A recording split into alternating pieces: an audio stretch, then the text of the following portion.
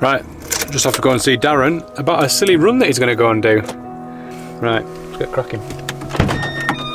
Nope. As it is the 22nd of August, I'm not sure what his start date is, but it's 9 o'clock and it's nearly dark. He's going to do a lot of running in the dark. Oh, he's got some batteries.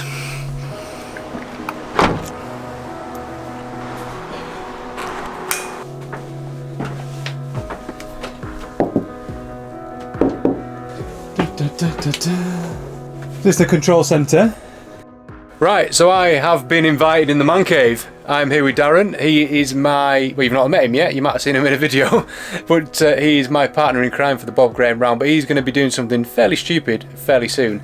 And I honestly don't really know what it's about, except he's going to be running a very long way. So I've got some questions for him. So this is Darren, and this is what he's up to. Right then. Thank you very much for inviting me up to your man cave. It's alright, you're welcome. You're going to do, fairly shortly, a fairly ridiculous run. Yeah. I suppose the question is, where are you running from and where are you running to? Okay, so I'm starting in Fort William in Scotland, Yeah. at sea level, Yeah. and I'll be finishing in Wales at sea level. But between that, I'm going to be running the National Three Peaks. Which are? So up Ben Nevis, and then running all the way down to the Lake District to go up Scafell Pike, and then running down to Wales to go up Snowdon and then down to the sea level. Right, so that's quite a bit of countryside you've got to run. How far is it? Give or take, roughly about 430 miles, depending on whether you go the right way or not. Alright, I actually thought it was going to be more than that for some reason. But 430 miles. Some people say it's about 450, but I believe I've calculated to be 430 miles. Wow. So you're not going to rattle that off in a weekend then? No, no. Right, well, then, I've got the distance now, so why are you doing it? Why? Has somebody else done it? Yeah, I mean, yeah, there is a record. There's a fastest known time for this that was done. Well, there's two, Simon, so it gets a little bit complicated, as we were talking about a little bit before. But I'll just go into the actual record that I believe I want to go for, which was set by a GP long distance walker actually and rower called Anne Sayer back in 1979, and she actually did it in 7 days. Wowzers. That's 45 years ago? Yeah, coming up, Yeah. About 45. Yeah. Blimey. Yeah, So no carbon shoes, no fancy outdoor equipment, just grit and determination. Yeah, exactly. Yeah. So, how long are you wanting to do it in? Well, you must have a schedule. Yeah, I do. So basically, within 24 hours, Anne was covering at least 65 miles. So I need to be covering at least 65 miles plus within each 24-hour period to try and take that record. So when are you going to start? So it'll be this coming Saturday, so it's the 27th. Yeah, so bearing in mind we're recording this on the 22nd of August, and I was just saying on the way here, it's dark nearly at 9 o'clock. Yeah. So you're going to do a lot of running in the dark.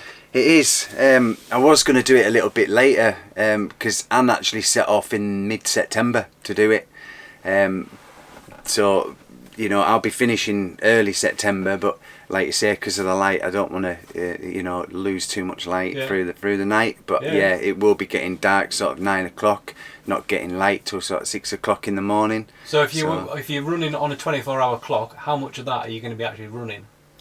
I'm giving myself a maximum of 20 hours if I move slowly, especially on the first stage because it's over trail and West Island Way. But I'm hoping a little bit quicker and I can take the rest and judge it from there. Right, cool. Have you done much running before? Yeah, I've done a little bit. Yeah, I'm not going into it blind. So for future videos, Darren has done some pretty bonkers runs. One of them is one where you're running a whole heap of sand. And where's that? That's the Sahara. Yeah, that was the Sahara. Actually, this came off the back of this. This run came off the back of that. I thought, what can I do next after I run the Marathon des Sables? I did that in 2016. And I thought, what can I do next? So it was the Three Peaks, and I planned it all out did it in 2018, but unfortunately picked up an injury and had to stop at Scafell Pike. So, I suppose, injuries. Have you got any injuries? Not now. I did though. I entered the spine as part of the training for this, but unfortunately I went into that with an injury. That was due to a silly choice in shoes, right? And it was causing me damage, but obviously I'm out of them now, so the injury's completely gone. I feel really good. So if you're setting off on, when was it, Friday? Saturday 27th. Yeah? Yeah. When are you going to finish? It's a week later. I'm hoping my schedule is 6.5 days, so that's what I've scheduled it to, so it gives me a little bit of leeway. So I'm hoping sometime on that Saturday before 6 o'clock in the morning. I'll be setting off at 6 o'clock in the morning the Saturday, so hopefully before the following weekend. And if you don't beat that time, is there a next time to beat? Is there? Yeah, it's a funny one, because Anne walked it. For some reason it's been put down as a walk, and then there's a record for the run. But to me, that it's on foot, and people recognise Anne's record as being on foot, and it's the fastest time to do it.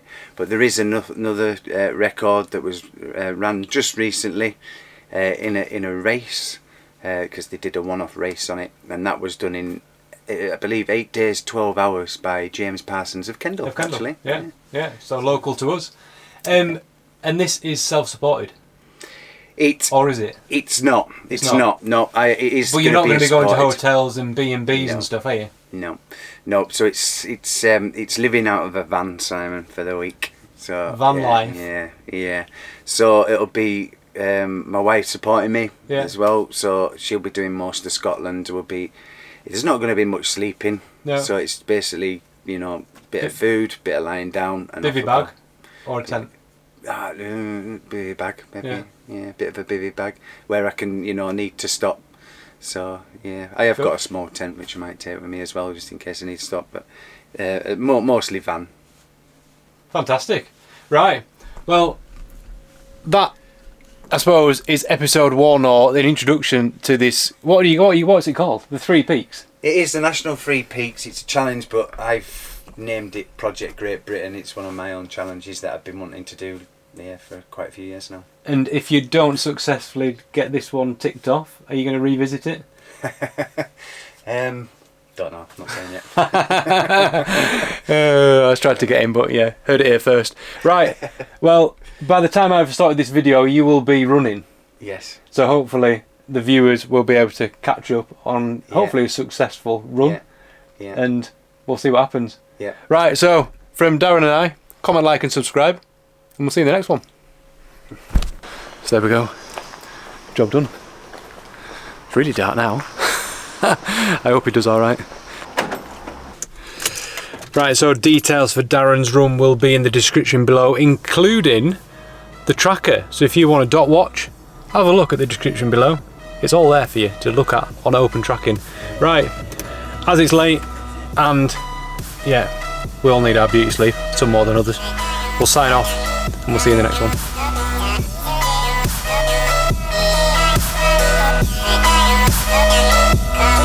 Come on.